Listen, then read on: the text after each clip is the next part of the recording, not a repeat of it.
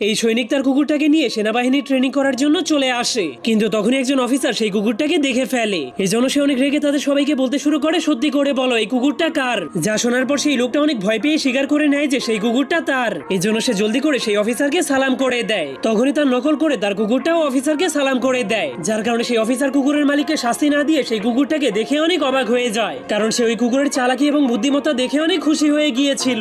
এই জন্য সে ওই লোকটাকে তার কুকুরটাকে নিজের সাথে রাখার অনুমতি দিয়ে দেয়, যার ফলে এরপর থেকে সেই কুকুরটাও আর্মিদের সাথে ট্রেনিং নিতে শুরু করে। তখন কুকুরটা কিছুদিনের মধ্যে আর্মিদের মতো হাঁটা এবং আর্মিদের মতো কোনো নড়াচড়া না করে দাঁড়িয়ে থাকাও শিখে যায়। এমনকি সে 5 কিলোমিটার দৌড়ানোর পর আর্মিদের মতোই কাঁটাযুক্ত তারের নিচ দিয়ে পার হয়ে যেতে পারতো। আর সেই গুলির আওয়াজ এবং বমের আওয়াজকেও একদমই ভয় পেত না। প্রতিবারই শুটিং প্র্যাকটিস করার পর সে নিজে গিয়ে নিশানার কাগজগুলোকে নিয়ে আসতো, যাতে করে সৈনিকেরা নিজেদের পারফরমেন্স দেখতে পারে। কিন্তু অফিসার যখনই সেই কুকুরটার সাথে কথা বলছিল, তখন সে জানতে পারে তাদের দেশে ভয়ঙ্কর যুদ্ধ শুরু হয়ে গিয়েছে। এজন্য কুকুরটা তার মালিকের সাথে